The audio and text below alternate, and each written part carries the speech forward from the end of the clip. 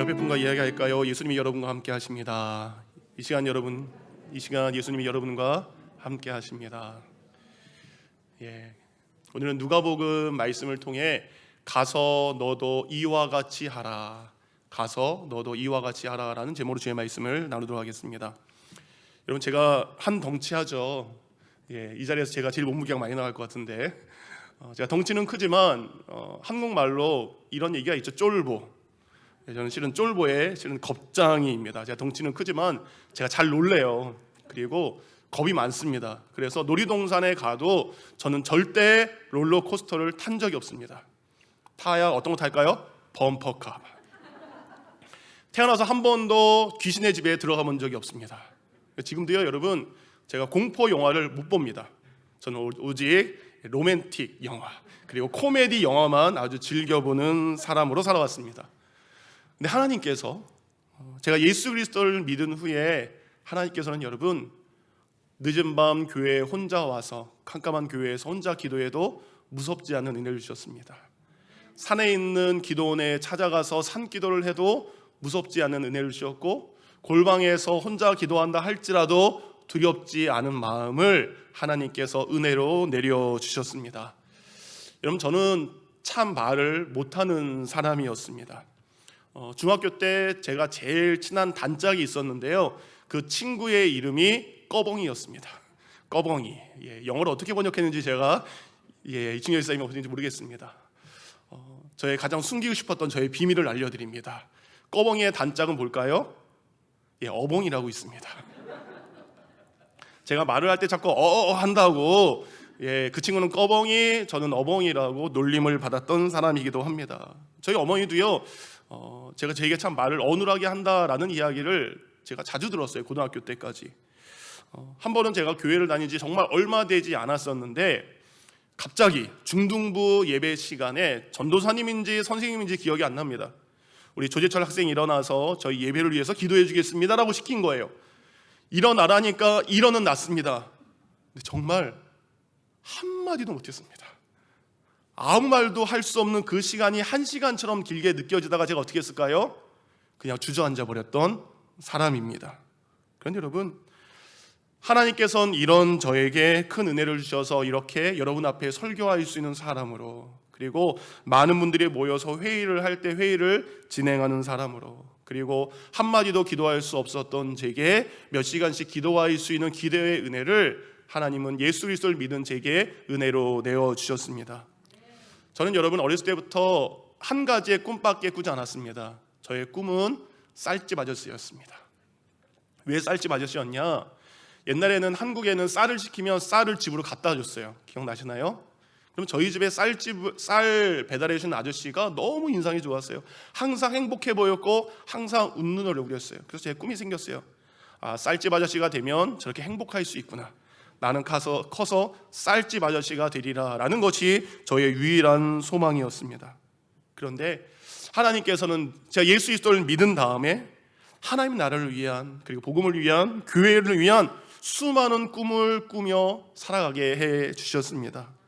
예수 그리스도의 복음을 위해서라면 정말 이것도 저것도 꿈으로 품고 싶습니다. 이곳에도 가보고 싶고, 복음을 위해서 이곳에도 가고 싶은 마음이 있고요, 이 사람도 만나고 싶고 저 사람도 만나고 싶은 마음을 주셨고요, 그리고 이 일도 해보고 싶고 저희를 위해서도 해보고 싶은 수많은 꿈들을 하나님께서는 제게 예수 그리스도를 믿은 다음에 은혜로 내려주셨습니다. 여러분, 저는 노래를 정말 못하는, 오늘 김인진 성님 너무 은혜가 됐어요. 너무 은혜가 됐는데, 저는 노래를 정말 못하는 음치였습니다. 교회를 다닌 지 얼마 안 됐을 때 중학교에 보니까 중등부 성가대가 있었어요. 그래서 저도 성가대 하고 싶습니다라고 들어갔어요. 그래서 몇 주 했는데 어느 날 성가대장님이 저를 찾아왔습니다. 그만하는 게 어떻겠니? 그만하는 게 어떻겠니? 어지간하면 교회 성가대는 은혜가 있지 않습니까? 그렇죠? 얼마나 못했으면 이제 그만하면 좋겠다 할 정도로 저는 노래를 못하는 사람이었습니다. 그런데 하나님을 믿어가면서 구원받은 자의 삶을 살면서 하나님은 저를 다듬어 가셨고, 그리고 찬양하는 자가 되게 해주셨습니다. 제가 여러분, 저희 교회뿐만 아니라 다른 교회에 있을 때 찬양 인도자로 또 했던 기억이, 사람이 없어서, 제가 잘해서가 아니라 사람이어서 했던 기억 나고요. 지금은 이제 박성환 목사님이 굉장히 잘하지만 제가 열린교회 부임해서 5년 동안은 금요기도회랑 주일 예배 찬양 인도를 제가 했었던 사람입니다. 그래서 하나님은요, 정말 노래를 못하는 음치 그에게 하나님께서는 다가오셔서 마음껏 하나님을 찬양할 수 있는 은혜를 내리워 주셨습니다. 마지막으로 여러분, 제가 굉장히 보기와 다르게 짠돌입니다. 진짜 짠돌입니다. 제가 한국에서 유치원 할 때 진짜 돈이 꽤 있었거든요.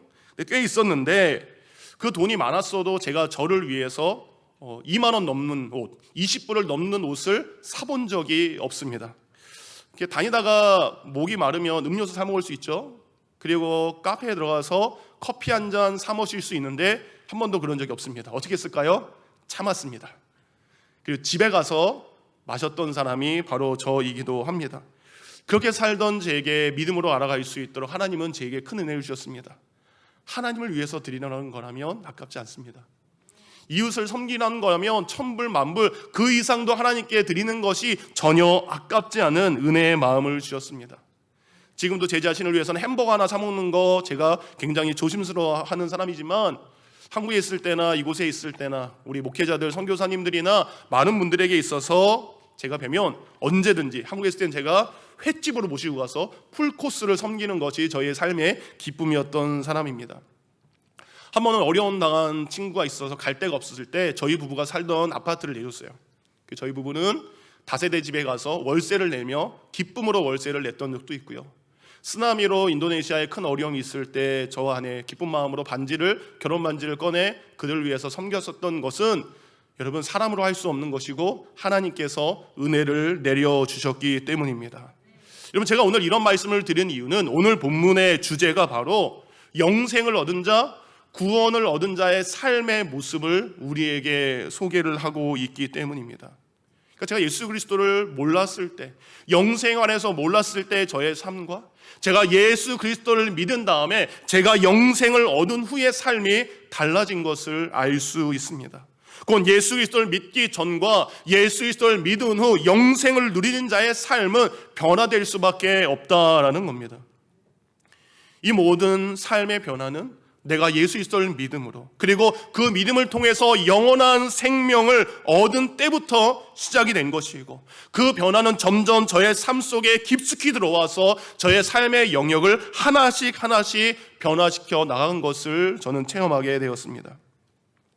오늘 성경 본문을 보면 나는 영원한 생명을 얻었어, 영생을 얻었어, 구원을 얻었다라고 확신하는 세 사람이 나옵니다. 바로 제사장과 레위인과 율법 교사 세 사람이 나옵니다. 먼저 제사장입니다. 제사장은 어떤 사람입니까? 내가 하나님의 성전에서 하나님께 제사 드리는 사람이기 때문에 나는 영생 얻은 것이 확신합니다 라고 그는 믿고 살아갈 수 있습니다. 레위 사람들 어떻습니까? 그는 하나님의 성전에서 하나님을 섬기고 그리고 하나님의 백성들을 섬기는 사람입니다. 내가 세상 직업을 갖지 않고 하나님의 성전에서 하나님을 섬기는 사람이기 때문에 나는 영생 받은 것을 확신합니다 라고 했던 레위인이 있습니다. 오늘 예수님께 찾아온 율법교사 어떤 사람입니까? 그는 하나님의 율법의 말씀을 누구보다도 잘 알고 있습니다. 그리고 많은 사람들에게 가르치는 자이기도 합니다. 그래서 이야기합니다. 나는 하나님을 가장 잘 알고 있습니다. 그리고 다른 사람에게 그에 대해서 가르치고 있습니다. 나는 영생을 확신한 자입니다 라고 그들은 이야기할 수 있습니다.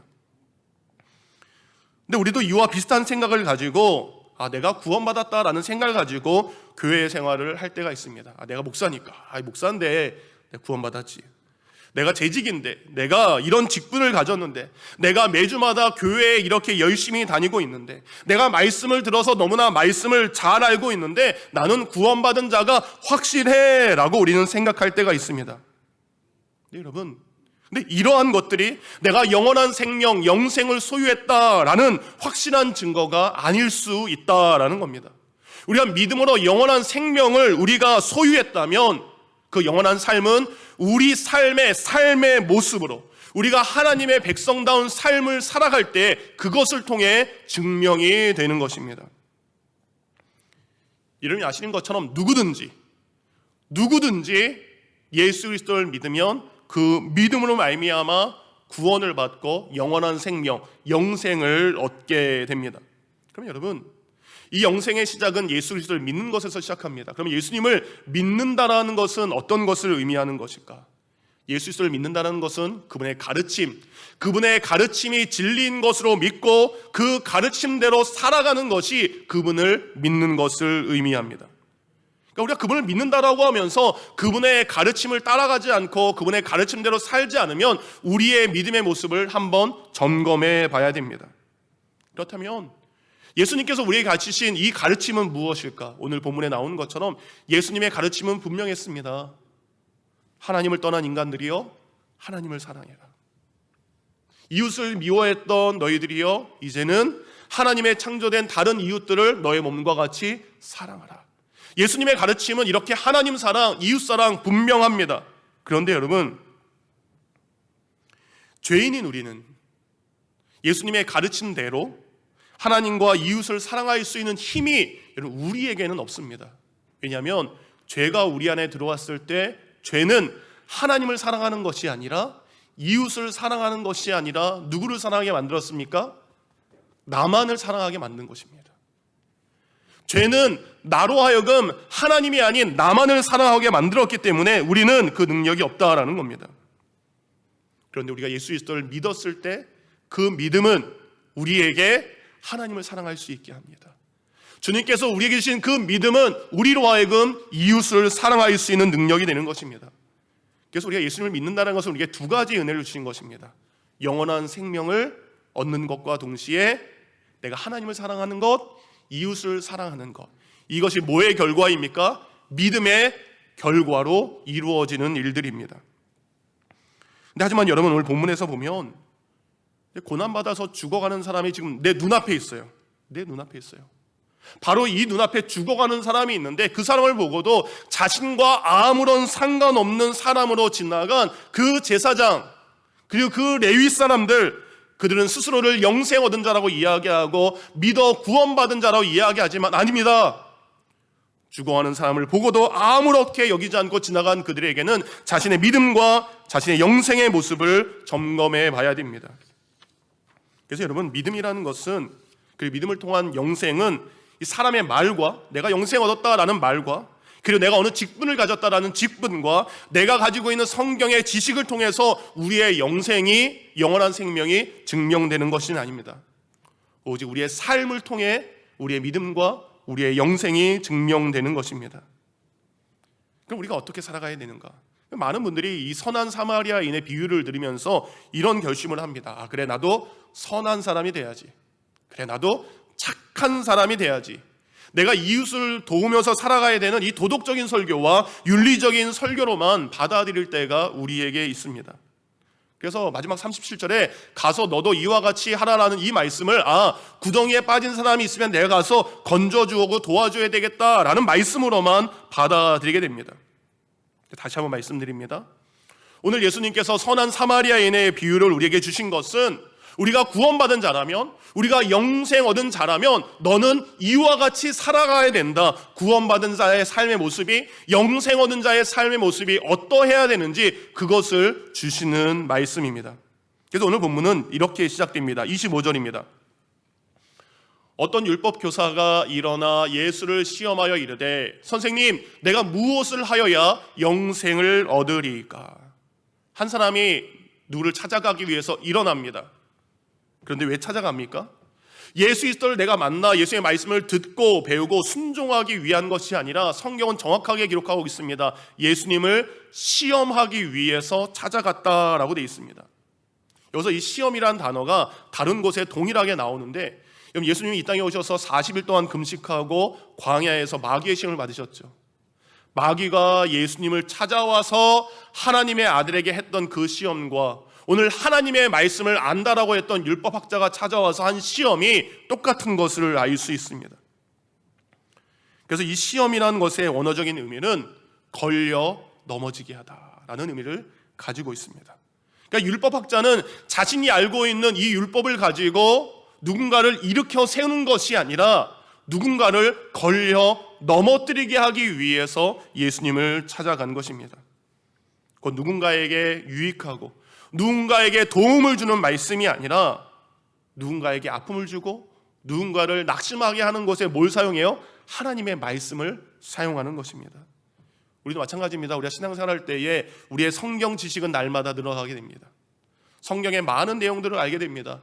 그런데 우리가 알고 있는 그 얕은 지식을 가지고 누군가를 정죄함과 동시에 나는 이렇게 의로운 사람이다 라는 것을 드러내는데 말씀을 사용하는 것은 잘못된 모습인 것을 우리는 율법학자의 모습을 통해 알 수 있습니다. 이렇게 예수님을 시험하여 넘어뜨리고 온 우리 율법학자가 예수님께 이런 질문을 합니다. 25절입니다. 내가 무엇을 하여야 영생을 얻으리이까? 내가 어떻게 해야 영원한 삶을 살아갈 수 있습니까? 질문을 하게 됩니다. 예수님을 찾아온 율법학자에게 예수님께서 질문에 답을 하시는 것이 아니라 예수님께서는 다른 질문으로 그에게 되물어 보십니다. 26절입니다. 예수께서 이르시되 율법에 무엇이라 기록되어 있으며 내가 어떻게 읽고 있느냐? 율법학자는 자신이 너무나 잘 알고 있는 율법을 가지고 당당하게 이야기합니다. 신명기 6장 5절 말씀과 그리고 레위기 19장 18절 말씀을 인용해서 27절에 예수님의 질문에 이렇게 대답합니다. 우리 다 같이 함께 있습니다. 시작. 대답하여 이르되 내 마음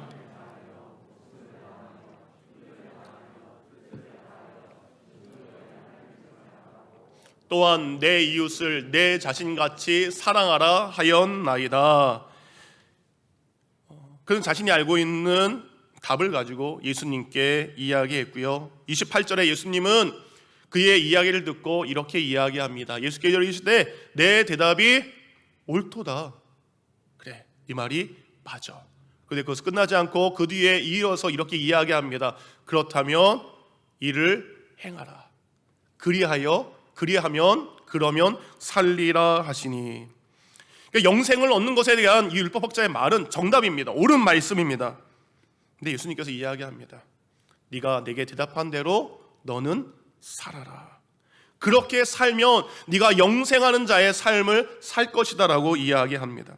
그러니까 머리로 알고 있는 것에 그치는 것이 아니라 그 지식으로 알고 있는 것에 그치는 것이 아니라 네가 내게 대답한 대로 너는 그렇게 살아라.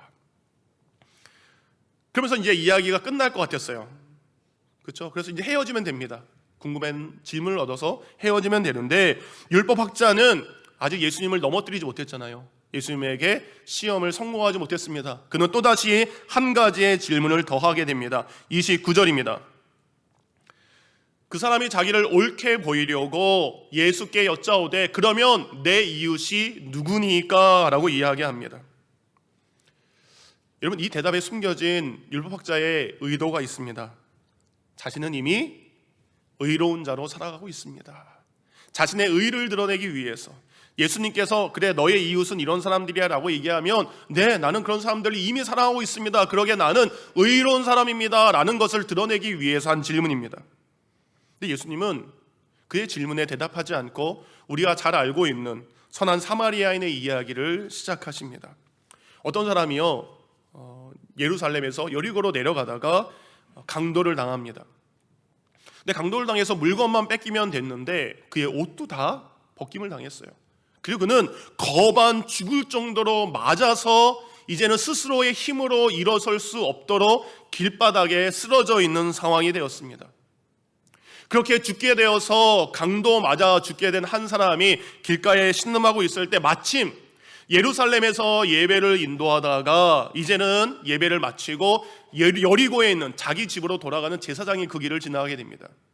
당시 여리고는 제사장들이 살았던 아주 부자 동네예요. 그래서 그는 모든 예배를 마치고 돌아갔는데 그 사람을 보았습니다. 그리고 분명히 보았음에도 불구하고 그는 그 사람을 피해 지나가게 됩니다.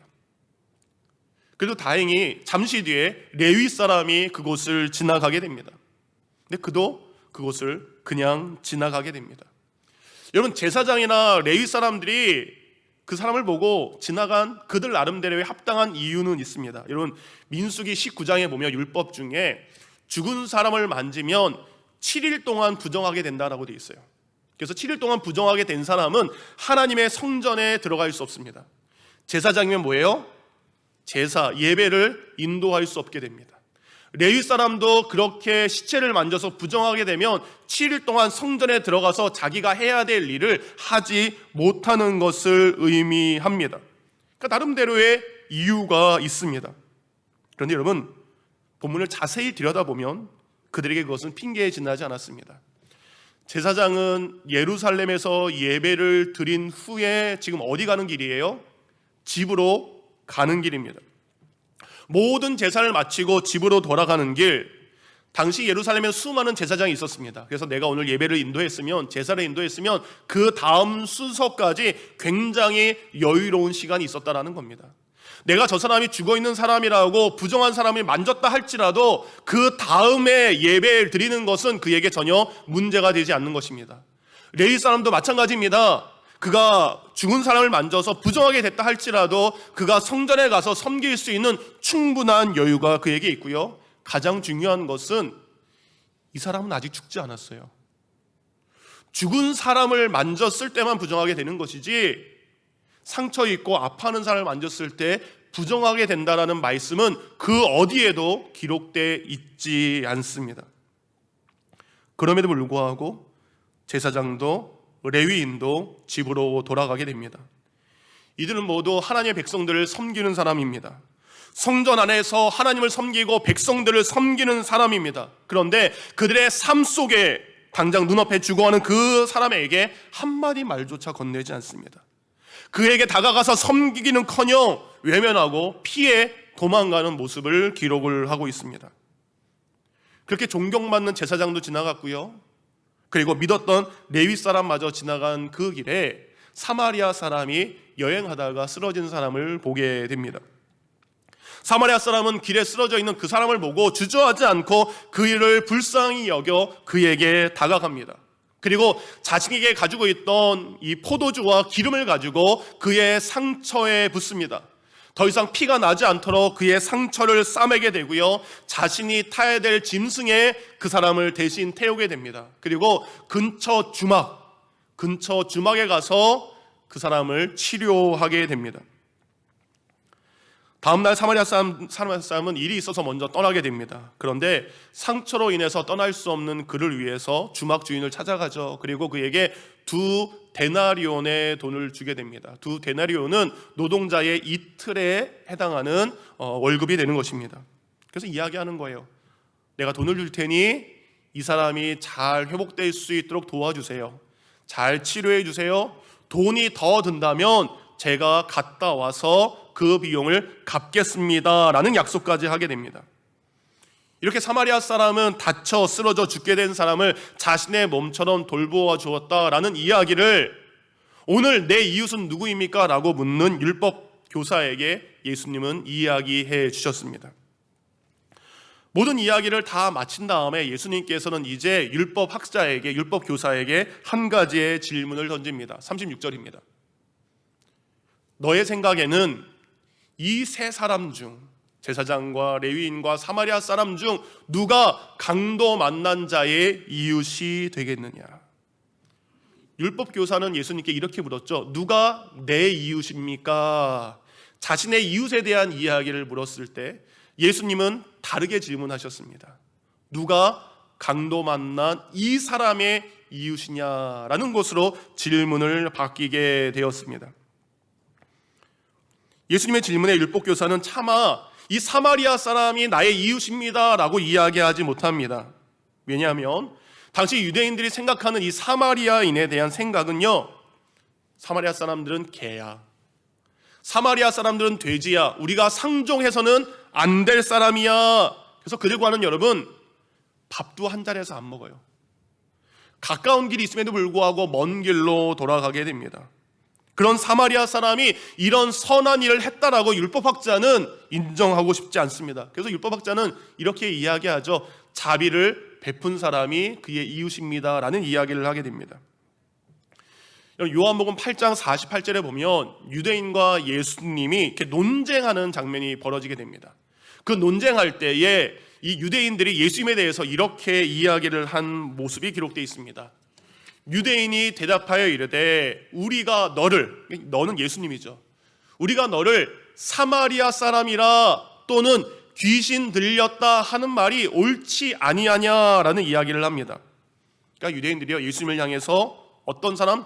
넌 귀신 들린 사람이야 라고 이야기하는 것이 옳다라고 이야기하면서 그 앞에는 어떤 사람들 돼 있어요? 사마리아 사람이라는 이름이 돼 있습니다.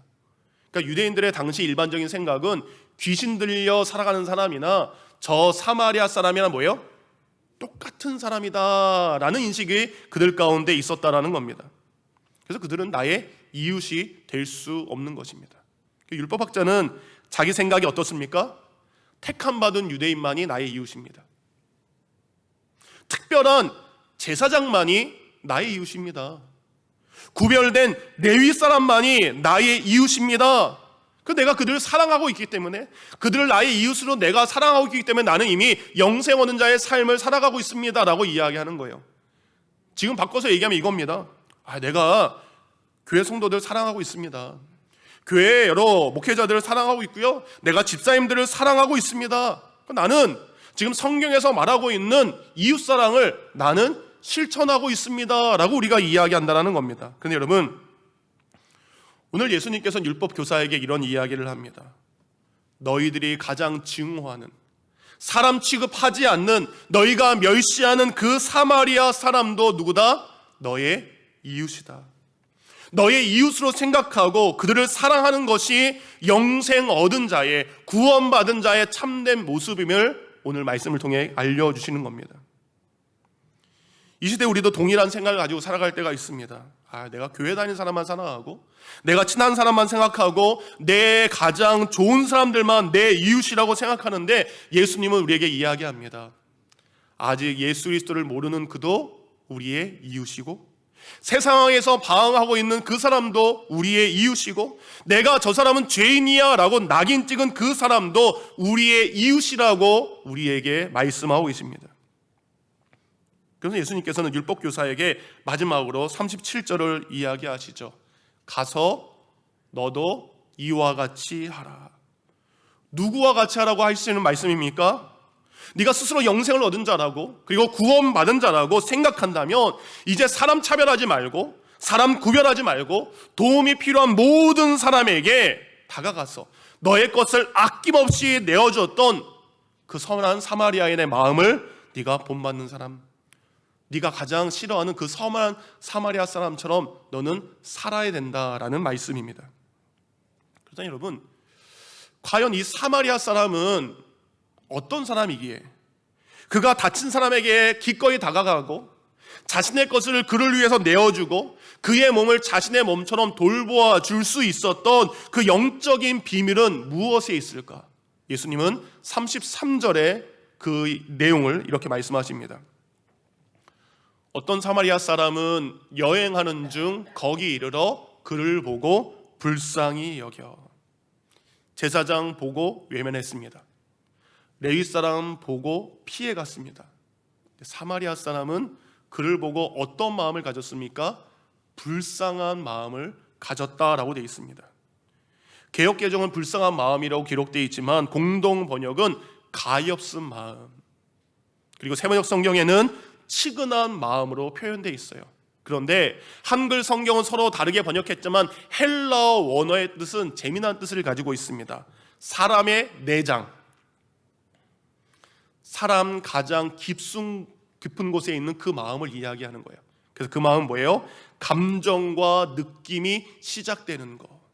그러니까 입으로만 안 됐네, 겉으로만 불쌍하네 라고 이야기하는 것이 아니라 우리 인간 내면 저 내장 깊숙이 내 생각이 시작되고 내 마음이 시작되는 그곳에서부터 우러나오는 긍휼한 마음이 있었기 때문에 쓰러진 사람이 어떤 사람이든지 상관없습니다. 그에게 다가가서 불쌍한 마음으로 이웃을 섬길 수 있었던 것입니다. 그러니까 영생을 얻은 사람은요, 이웃이 어떤 사람이든지 상관없이 그를 향해서 어떤 마음으로? 긍휼한 마음으로 바라볼 수 있는 마음이 있어야 됩니다. 그런데 여러분, 누군가를 향해서 이렇게 긍휼한 마음으로 바라보는 이 마음이 누구의 마음입니까? 예수님이 우리를 바라보셨던 마음이에요. 예수님이 우리를 바라보면서 느끼셨던 그 마음속 깊은 곳에 우러나는 그 마음이 바로 불쌍한 마음이셨습니다. 마태복음 9장 36절입니다. 무리를 보시고 불쌍히 여기시니 이는 그들이 목자 없는 양과 같이 고생하며 기진함이라. 수많은 사람들이 약한 병을 가지고 그리고 귀신 들린 모습 가지고 절망 가운데 살아가고 있는 사람들, 목자 없이 방황하고 있는 그들의 모습을 바라봤던 예수 그리스도의 마음이 바로 긍휼한 마음이셨습니다. 마가복음 1장 41절입니다. 예수께서 불쌍히 여기사 손을 내밀어 그에게 내시며 이르시되 내가 원하노니 깨끗함을 받으라 하시니, 한 아픈 사람이 병 고침을 받았어요. 그런데 특이하게 다른 때는 예수님이 말로 치유하셨어요. 근데 이번에는 손을 대십니다. 어떤 병에 걸린 사람이었을까요? 나병 환자, 또 우리가 문둥병자라고 하죠. 나병, 문둥병은 뭡니까? 이 피부가 썩어가는 병입니다. 피와 고름이 온몸에 가득하고 냄새나는 몸입니다. 그래서 많은 사람들은, 모든 사람들은 그 나병 환자를 보면서 부정한 사람이다라고 이야기하고요, 모두가 외면했던 그 사람입니다. 그 사람 중에는 아무도 없습니다. 예수님은 그 나병 환자에게 다가가서 그 누구도 만지지 않았던 그 병든 자의 고름과 피가 덕지덕지 묻어있는 그의 몸에 손을 대신 예수님의 마음이 바로 긍휼한 마음이십니다. 누가복음 7장 13절 이렇게 되어 있습니다. 주께서 과부를 보시고 불쌍히 여기사 울지 말라 하시고, 남편 없이 홀로 아들을 키우는 어머니가 있었어요. 그런데 그 아들이 병에 걸려 그만 죽게 되었습니다. 하나밖에 없는 소중한 아들을 잃은 그 어머니를 바라보며 그 어머니의 눈물을 흘리는 모습을 바라보신 그 예수님의 마음이 바로 긍휼한 마음이셨습니다. 사랑하는 성도님들, 내가 교회를 다니고 믿음으로 영생을 얻었고 구원을 얻었다면 지금 내 마음속에, 지금 우리의 마음속에 그 긍휼한 마음이 있는지를 돌아봐야 됩니다. 여러분, 제사장 그리고 레위 사람들, 그들은 예루살렘에서 방금 예배를 마치고 집으로 돌아가는 길입니다. 여러분, 예배는 뭡니까? 우리가 예배를 통해서 하나님의 긍휼과 하나님의 자비하심과 하나님의 은혜를 체험하는 시간입니다. 그래서 성전에서 예배를 드린 사람들은 하나님이 자신을 긍휼하게 여기셨기 때문에 그 죄 용서의 기쁨을 가지고 그 긍휼함의 은혜를 가지고 집으로 돌아가는 사람들이 되는 겁니다. 그래서 레위 사람들과 이 제사장들은 그 누구보다도 하나님의 성전에서 하나님의 긍휼함의 역사와 하나님의 자비하심의 역사를 날마다 그 현장에서 지켜보고 있는 사람들이에요. 근데 정작 이들은 길에서 강도 만난 자들에게는 전혀 긍휼한 마음을 베풀지 않았습니다. 그들을 향한 어떠한 자비로운 행동도 전혀 하지 않았다는 겁니다. 성경은 이들을 향해서 디모데후서 3장 5절은 이런 사람들을 이렇게 이야기합니다. 겉으로는 신앙심이 있는 듯이 보이지만 그 능력은 거부할 것입니다. 그대는 이런 사람들과 같이 되지 마시기 바랍니다. 경건의 모양은 있으나 경건의 능력도 없고 경건의 마음을 품지 않는 그런 사람이 되지 말라고 성경은 우리에게 말씀하고 있습니다. 예배 시간은 그 누구보다도 하나님의 자비하심과 예수 그리스도의 긍휼하심을 경험하는 자리가 되는 것입니다. 그런데 그 모든 것을 경험했고, 우리가 방금 찬양할 때 손을 들고 찬양했고 이 말씀을 들을 때 우리는 아멘 했다면 그 삶의 모습을 가지고 살아가야 되는데, 예배가 마친 그 순간 그 모든 경건함이 사라지는 사람이 되면 안 됩니다라고 성경은 우리에게 증거하고 있습니다. 말씀을 마칩니다. 예수님께서 우리에게 말씀하십니다. 영생을 얻은 자라면 선한 사마리아인처럼 자신의 것을 희생하며 살아가는 사람이 되라. 근데 우리는 솔직히 자신의 것을 내어주고 희생하는 선한 사마리아인의 삶을 살기보다 우리는 제사장처럼 살고 싶습니다. 우리는 레위 사람처럼 살고 싶을 때가 너무 많다라는 겁니다. 길 위에 쓰러져 있는 사람 곁에 살아가는 사마리아 사람이 아니라 화려한 옷을 입고 구별된 옷을 입고 사람들에게 존경받는 제사장의 삶을 우리가 살아가고 싶다라는 겁니다. 흙수저로 태어나서 많은 사람들에게 멸시받는 저 사마리아 사람처럼 살아가는 것보다 금수저로 태어나서 많은 사람들에게 인정받는 레위 사람처럼 살고 싶은 것이 우리의 마음에 있다는 겁니다.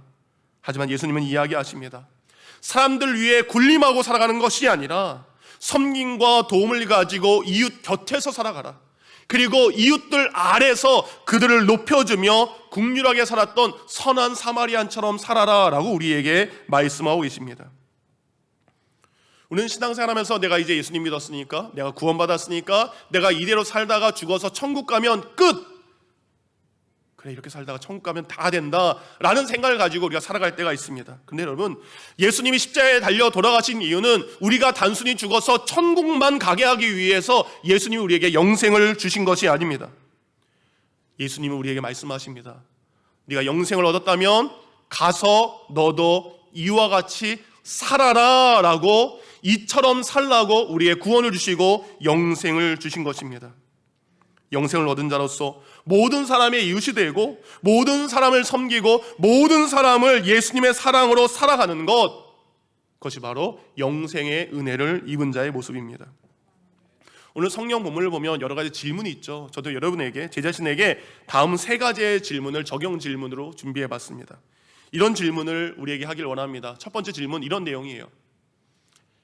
내가 나의 이웃을 정하는 것이 아니라 고난을 겪고 있는 이들의 이웃이 되어 주었는가? 율법학자는 자기가 사랑할 사람들을 정했어요. 편을 갈았습니다. 판단했습니다. 구분했습니다.